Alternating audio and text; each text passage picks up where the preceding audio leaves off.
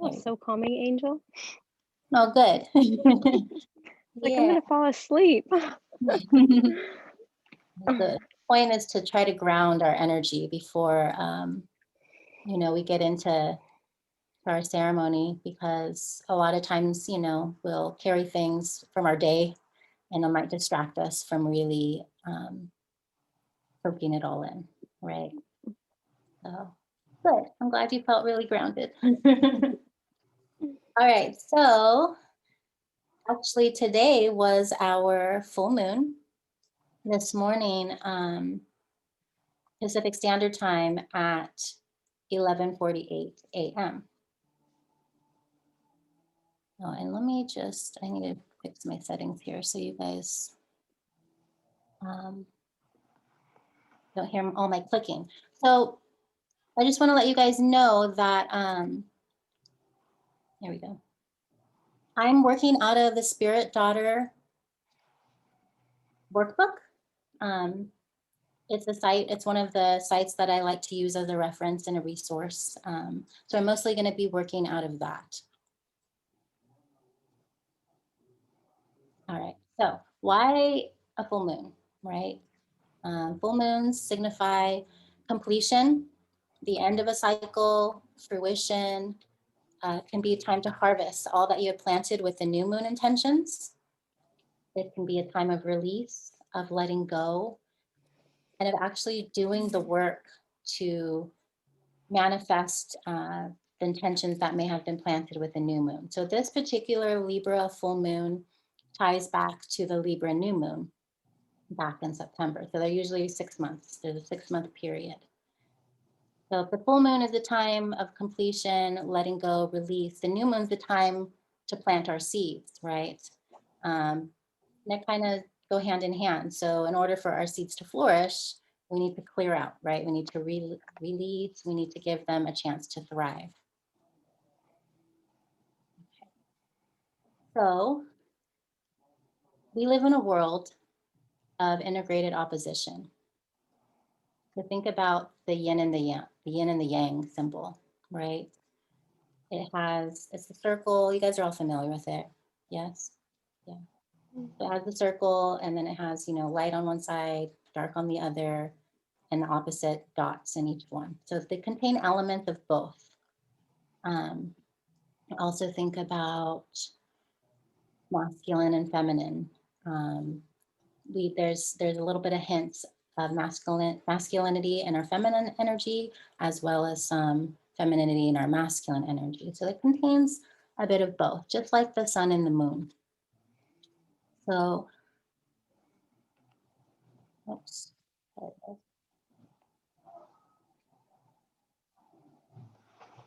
So there's this opposition that happens, right? Whenever we have a full moon, it's in direct opposition from the sun. So we have zodiac signs that are opposite of each other, sitting opposite in the sky. So this also speaks to us. A lot of times we'll have opposing energies within ourselves, and that requires continual attention to maintain balance and harmony. So each full moon brings us an opportunity to work with the opposing forces that are within ourselves. And this happens through reflection, also through an awareness, of these energies. And it's an opportunity to really transform our energy, right? So if we're open and willing to do the work, it's an opportunity to align with the higher frequencies through shadow and release work. So our goal is to work with the energies. These energies form a spectrum. Think about that. There's a spectrum of energy in the sky with these opposing forces, and they have different frequencies. So there's lower frequencies, there's higher frequencies, and our goal is to align with the higher frequencies that are present. And so every lower frequency that we feel contains a bit of its higher oppositional frequency. So every anxious thought includes a piece of excitement. Every judgment includes a bit of compassion, and every feeling of unworthiness contains a piece that understands your true value. So when we acknowledge that small part that stands in the opposition of the lower frequency, so think about the little dot, in the yin and yang symbols.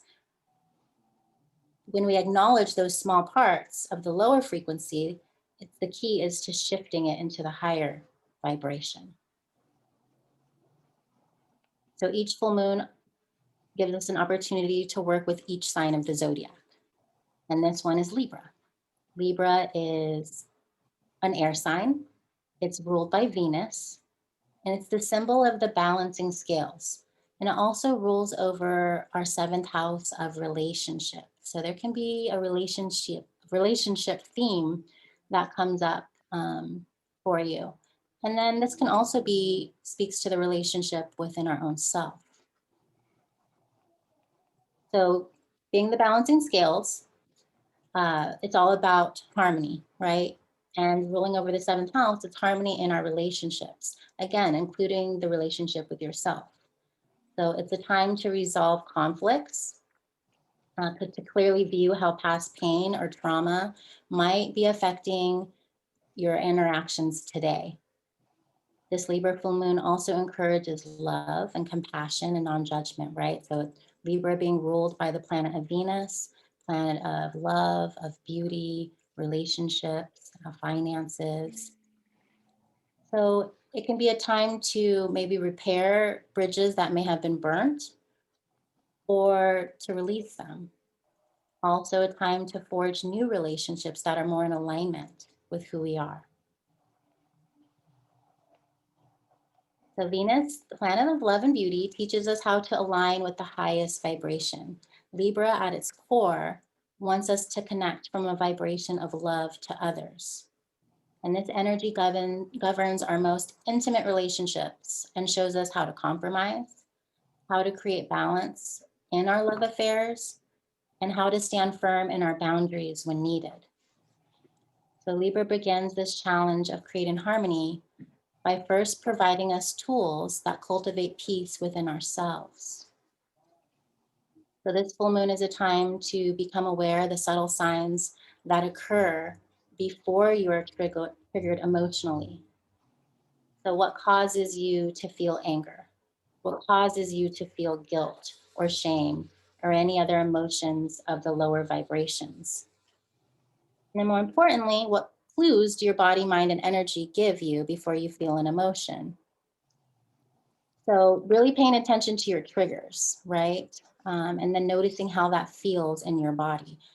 Where do you feel anger in your body? Where do you feel guilt or shame?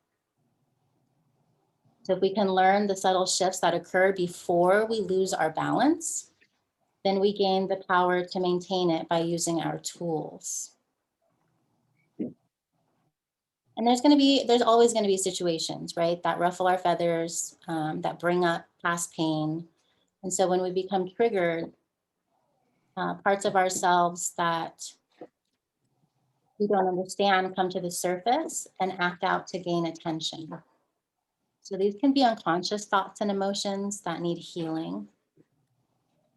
And if we can notice our triggers before they affect us, then we have a greater opportunity to heal them. So when we're not aware of our triggers, we unconsciously take things out on others, even if their perceived behavior is validated. It's usually just surface level, right? There's usually a deeper root to the issue at hand. And that just comes with awareness, right? Once you start to identify your triggers, then that's when you do the work to shift them, to sit with them. So feeling Libra's energy this full moon can really guide you in releasing any unconscious patterns that you might have, and then replacing them with conscious efforts to calm your energy. And then this full moon really encourages you to evaluate each of your relationships. Which ones limit you? Which ones liberate you? So this full moon is a time to define your relational space. It's a time to decide if relationships are codependent, or if they're full of drama, or if they're imbalanced. And then in intimate partnerships, we have a tendency, oftentimes to act out old patterns and control dramas until we do the work to really free ourselves from them. So we'll attract people into our lives who create similar experiences to our past in an effort to heal them. Sometimes with the right partner, we do heal.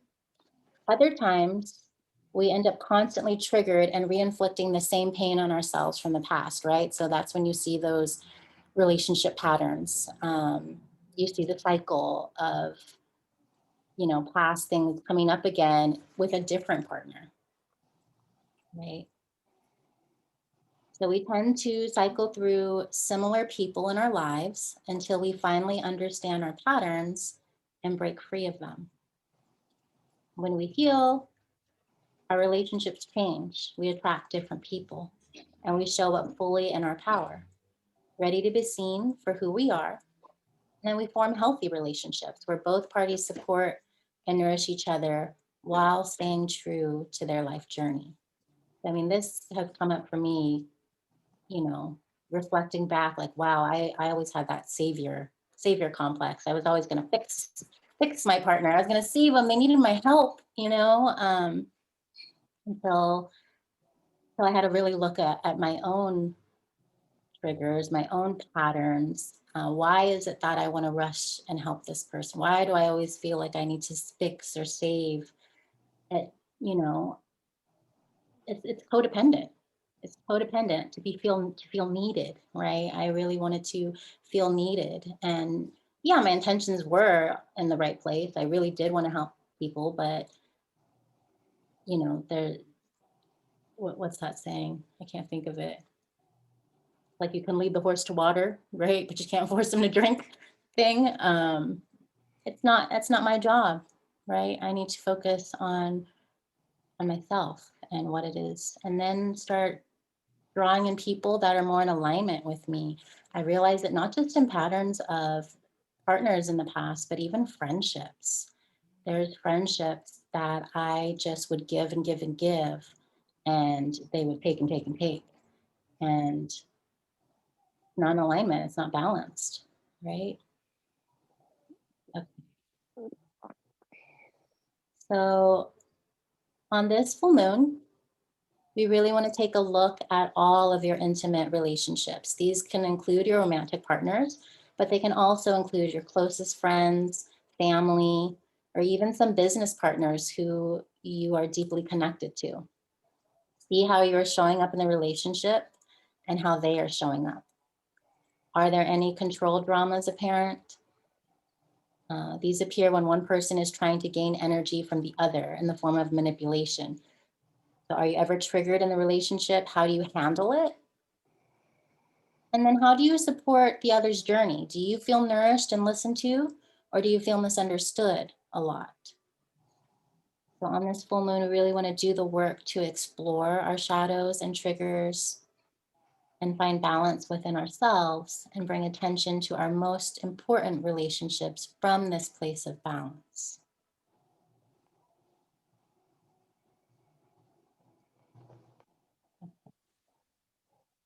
So like I said earlier, right, when we have these opposing forces, so we have the Libra moon, but in the sun, we have the sign of Aries, right? We're in Aries season right now. Aries is a fire sign. It rules over the first house of our self. So Aries really inspires us to align with our purpose. Aries asks us to be bold, decisive, to take action quickly based on instinct alone. So Aries is also ruled by Mars. That's the warrior planet. So it's really action oriented. Let's see. Aries reminds us that we have the power to overcome any obstacle or challenge along our way. We are our greatest asset and never need to rely on anyone or anything else because we're all we'll ever need, right? So Aries is like first house of self. Libra is all about relationships, connection to others. So Libra teaches us that while our life mission is of great importance, our inner peace is the highest priority, that nothing is important as maintaining our own inner harmony. And then once we are, grounded energetically, we can see clearly. See if I wanted to say, yeah. So when we're grounded, we find more clarity, and we're better able to make decisions moving forward. Even if we don't know exactly what the whole picture looks like, we can take that next step. And Libra is like the peaceful warrior. So Aries is like, the aggressive action warrior, action-oriented warrior. Libra is more like the peaceful warrior. Teaching us that a true warrior is most calm in the midst of battle. So Libra helps us cultivate that inner peace and use it as our greatest tool whenever we have times of challenge. And then Libra also teaches us that our path is much sweeter when we share it with others. The challenge, though, is staying true to your own journey while supporting another on their own unique path. So when we're in a partnership of any kind, it becomes easy to drift from our path onto theirs and vice versa, right? It takes a deep awareness from both people to not only stay true to their individual purpose, but to nurture each other's life purpose. So it becomes easier if both people involved have processed their life's purpose or their life's mission and can articulate it in a way that the other person understands. But as with everything, there are trade-offs, right? So to be in a fully committed relationship, compromise is often needed and required for a partnership to thrive. So our job becomes knowing what is negotiable in our world and what is off the table. So we need to pick our battles, knowing when to fight and when to go with the flow. When we dig our heels in the sand, it needs to be from a place of harmony and gratitude for another rather than from an emotional reaction. And to truly master the art of relationships, we need to understand both Aries and Libra's lowest vibrations. So when we become aware of these frequencies within ourselves, we can shift and release them.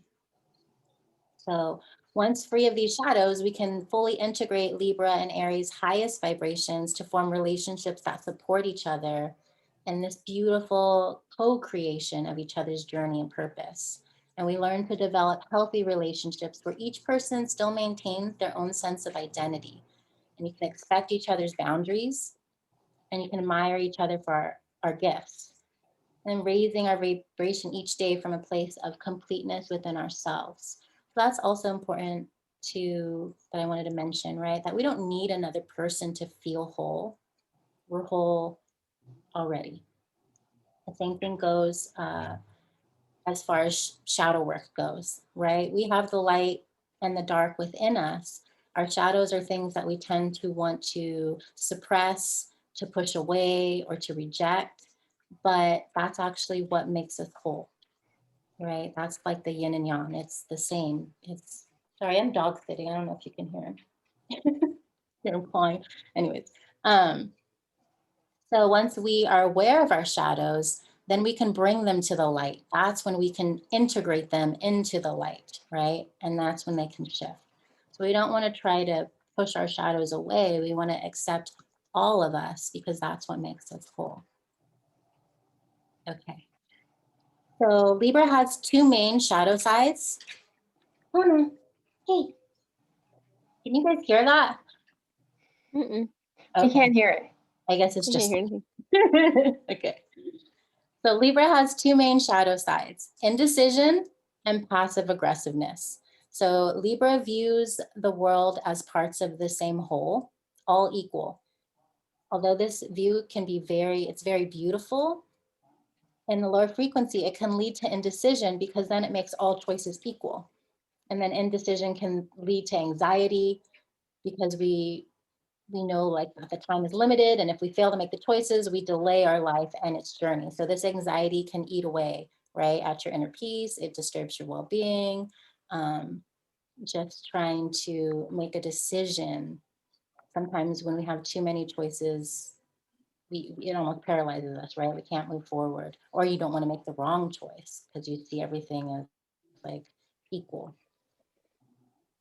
And whether you're a Libra, whether you have Libra sun, moon, or Aries, we all have this somewhere in our birth chart.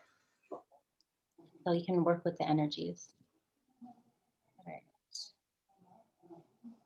Okay, and so then indecision can also cause us to follow someone else's choice, only to find out later that we were unhappy and we needed to realign ourselves with our own path. The other low side of Libra is passive aggressiveness, and that can cause us to become manipulative as we try to control a situation without clearly stating our needs. So when we align with this side of Libra, we may become stubborn, procrastinate, or even avoid people. We could play games, cause drama where it's not needed, just because we are afraid to express our true feelings. And sometimes, in some cases, um, the relationship doesn't hold space for us to share our emotions. So these types of relationships need to be adjusted, right? So that you feel safe in expressing yourself. Otherwise, maybe it's a sign that that relationship needs to be released. Um, on the other hand, too, we may have never learned how to clearly state our needs and felt that our only option was manipulation to acquire the energy that we needed to feel supported. Um, so if this is the case, then we just really need to come into our own awareness and compassion. That's the first step to understanding how these patterns were formed. We need to constantly and honestly look at how we gain energy from others, right? Or support through these passive tendencies. Like why is that pattern there? And to shift these behaviors, we need to become comfortable asking for what we need. Communication is key in any relationship. And the more that we can speak our truth firmly, but without aggression, the better off our partnership will be. So this one has been huge for me, you guys. I've been working with that one a lot with one of my own mentors, just to be able to ask for what I want. And unpacking that, I realized, it was deeply rooted in my childhood where I wasn't heard. I couldn't express myself. I was always just, I learned that, it didn't matter how I felt. I didn't have a voice. So oftentimes that has played out in my partnerships with other people. When I felt frustrated or like I wasn't being heard, I couldn't communicate, I would just shut down and be like, well, it doesn't matter anyways. And I wouldn't communicate, right? That would come from a space that's what I learned from my childhood that was playing out in adult relationships. So it's really hard work. First, identify and become aware of that, and then to embody it, right? And to integrate it. I've been, asking for what I want or for help is not something that it's something I'm getting better at. But once you're aware of these triggers or where the root comes from, then it can start to have an effect on, your current relationships, current thought patterns, trying to just recalibrate that and knowing like, okay, that's something that is a pattern of mine. It doesn't necessarily have to do with my partner. Okay, and this may not happen overnight, right? But each of us can learn how to express our needs in a non-passive approach and just receive the energy that we deserve from another. And then we can also learn how to give energy to a relationship. So if the other person feels that their needs are met and their dreams are nurtured as well. But it's important to understand that our main source of energy comes from ourselves and the connection that we have with the universe, the divine, the higher source, um, whatever you call it. But the energy we gain from another is never meant to sustain us or deplete them or vice versa. So in a truly high vibrational relationship, each person is abundant with energy and gives freely while also receiving frequencies from another. So it's this cycle of reciprocity where both people are connected to themselves, their purpose, and each other. All right. Aries low sides are selfishness and aggressiveness. So Aries lower vibrations. Oh yeah, and that's another thing I wanted to mention. So I want to speak about these different frequencies and these different vibrations, because then that's a clue. If you're resonating with the lower frequencies of each sign, then that's kind of your clue. Okay, that's where you need to do the work to shift. So aggressiveness with controlling behavior. So when we align with this side, we can become demanding, bossy, overly assertive, uh, maybe intimidating others by yelling or just being, asserting your power in a dominating way. And this low side of Aries comes from our own internal conflict. So when we align with these vibrations, we're at war with ourselves. We project this aggression onto others and start unnecessary battles, right? Or maybe, people like that, right? And, it's like they seek to make themselves feel better. And if this is something you're resonating with, know that again, it's okay. Now it's just information of, okay, where should I shift? So really taking an honest look at our own behaviors. We need to ask ourselves, what the anger is a reaction to. Like, what is the underlying emotion? What actually needs to be healed? So if we look at the spectrum of energy involved, on one end, we have aggression and control, right? On one low end. On the other low end, we have passivity and indecision. So none of these are beneficial in the realm of relationships, right? So you want to think over your actions in your partnerships. Do you recognize any of these patterns in yourself? Mhm. I know, I definitely have, Mhm. for sure. I can be bossy and demanding. um, so know that it's okay if you do, because again, we always have the opportunity to shift these vibrations. So we want to have compassion for ourselves first and know that this full moon's work is to bring these shadows to the light. So once we can find the root of these behaviors and begin to shift them into higher vibrations that each sign brings us. So the most challenging step of any change, though, is awareness. When you align with the moon to see yourself fully and know that you're capable of shifting any energy within you. And as you begin to vibrate higher, you'll create and attract higher frequency relationships that elevate your soul's journey. So I just have to say something about that. I've had a friendship of, gosh, like 16 or 17 years that I had to release just before the start of this pandemic.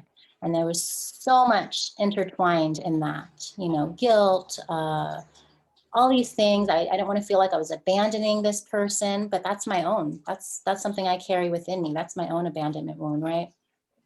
So becoming aware of like, hey, this friendship it was one-sided. It was a one-sided friendship that was draining to me.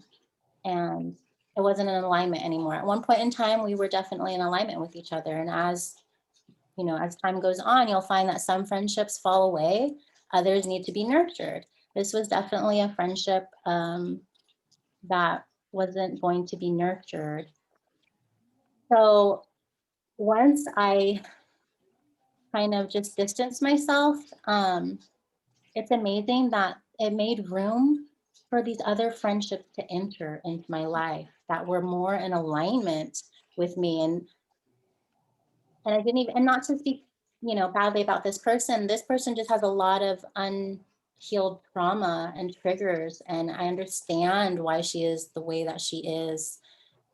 But that was also what was hard. That was what was like keeping me, entangled with this friendship, because I felt for her. I felt for her hurt and all the things she's been through. But again, it's not my my job to heal her pain or heal her whatever it is. And I didn't even realize that some people associated me with this person and were like, oh, they didn't even, like, you really wanted to be my friend, but because I was associated with this person, that never happened. And once that person was out of my life, all of a sudden these beautiful friendships had room to grow. And maybe you guys have experienced that too, but it's still something I'm working through. And looking at my triggers and realizing that forgiveness comes into play. Huge. Yeah. I don't think I even knew what forgiveness was before, like, and that was another thing to look at. I always associated forgiveness and acceptance like interchangeably, like, okay, I forgive you. That means I accept the behavior, I excuse it. Well, no, it is not the same thing. And that's what I'm trying to integrate right now, like realizing my own triggers and patterns and associating those two together and rewiring it. Like, no, forgiveness is not acceptance. You don't excuse that behavior. Forgiveness is about releasing the guilt or what did I actually screenshotted it? I took a picture. Releasing the guilt or the penalty of the offense, right? Like, you don't just condone that behavior, you're releasing all the energy surrounding it. Because even if somebody did you wrong, you're forgiving them for you. You're forgiving so you can be free of that energy. Maybe you guys already know all this, but this has like been huge, huge for me lately. Okay, so not only do we have the sun and the moon in opposition during a full moon, but we have something that's called aspects. So they're basically degrees and relationships between signs, planets in the sky. Oh, sorry. That I heard. Say same.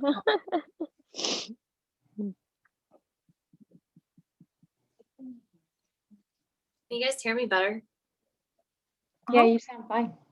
Okay. Thank you. My son just came home, so the dog's guarding. Yeah, so there's different aspects. They can be squares, conjunctions, trines. I'm not going to get into all of that, but I just want to note what's important about this during this cycle is today on the full moon, we also have Venus and Chiron conjunct the sun. So they will all directly oppose the moon in Libra.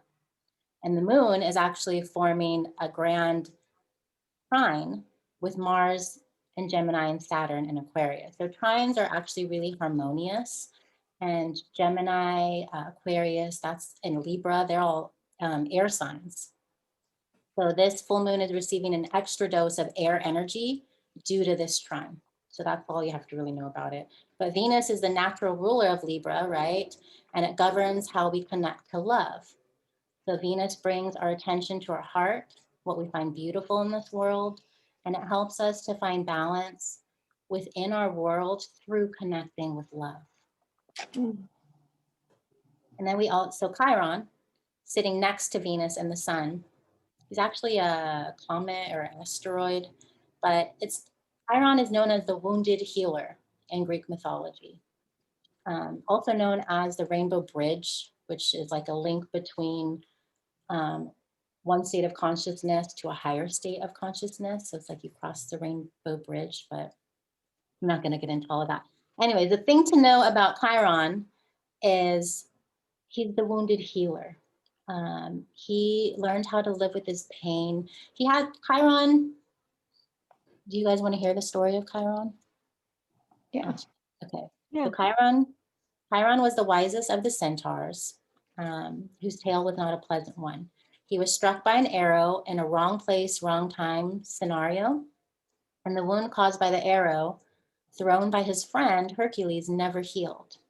So Chiron was forced to live with his injury and his pain. And being immortal, not even death could be his relief. But Chiron was a silver lining type of guy, right? So he found ways to work around his wound. And in learning to live with his pain, he was able to teach others how to accept theirs. And this acceptance healed them.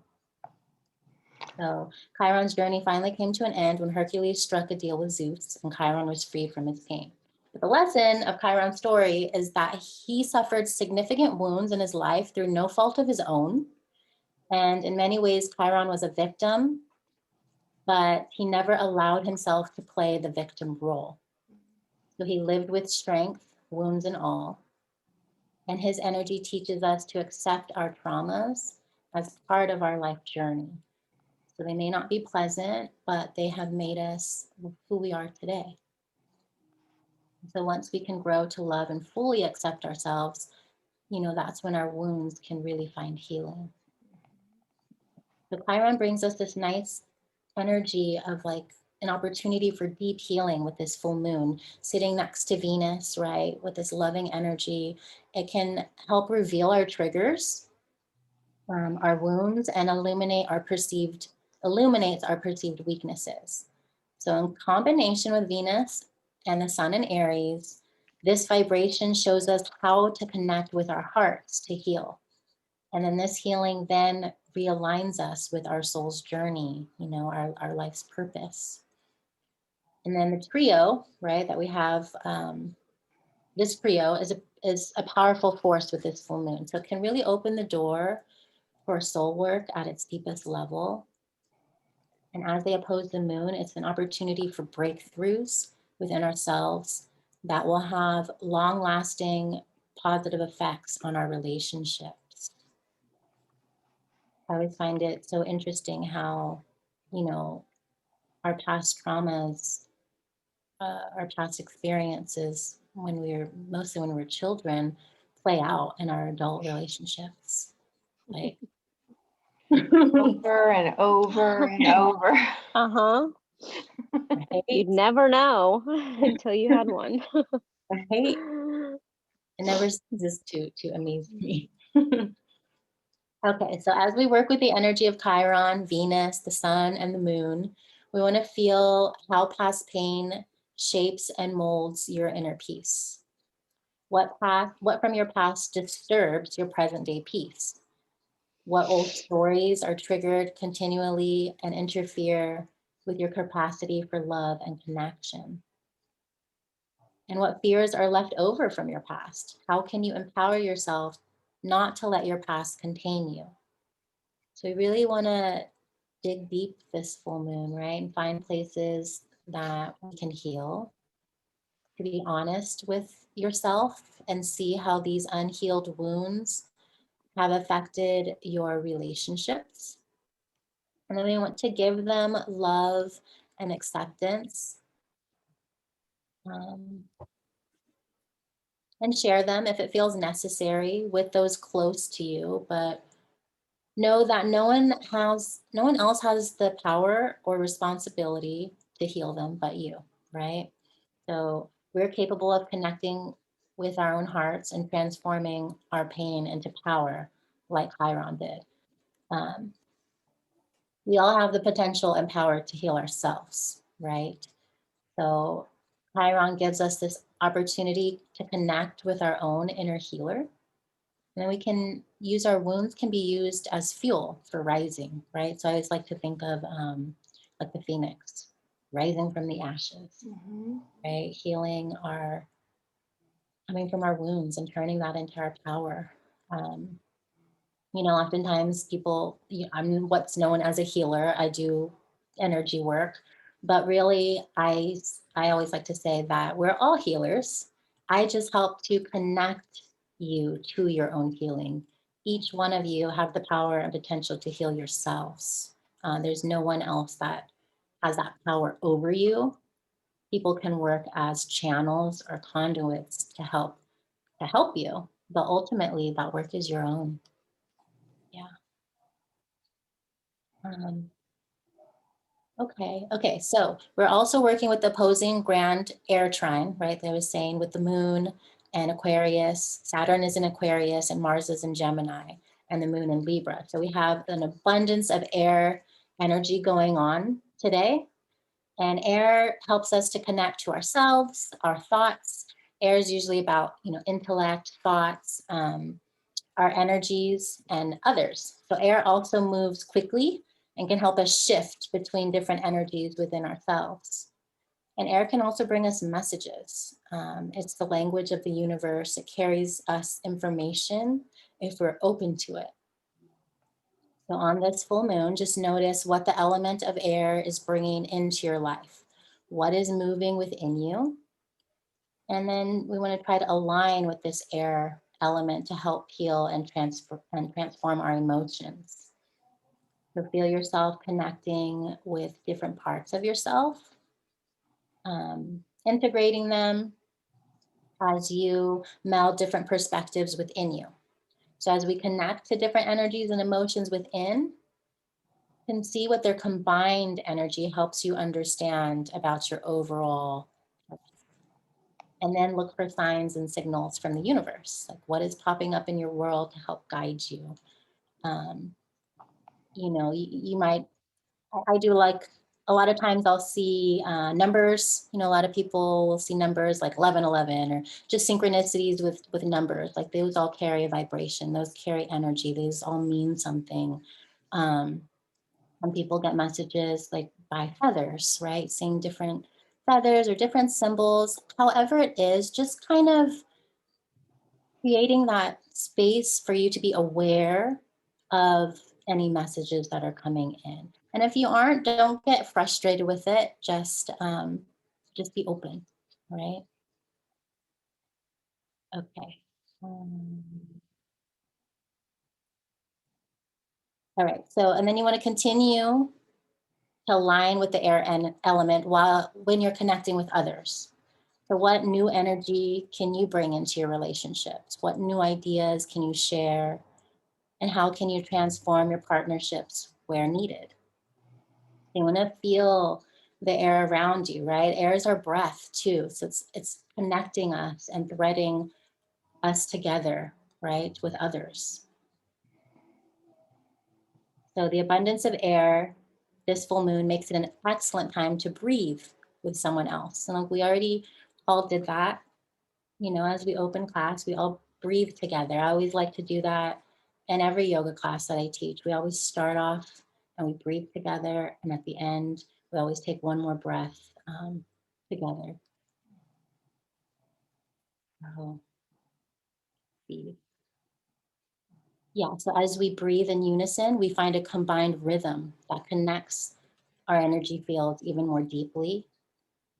We can work with the energy of air this full moon to deepen your bonds with your most important partners, right? And that could even be your children. It doesn't have to just always be a romantic partner. And just remember that we all breathe together, right? So what affects you affects everyone around you. And as you cultivate balance within and connect with the love in yourself, you also extend that to others and can help to change the frequency. When we take a deep breath and calm ourselves, it can have an effect on those around us as well. So we're all connected in so many ways, and this full moon can help bring to light some of those subtle connections and help us nourish them. Okay.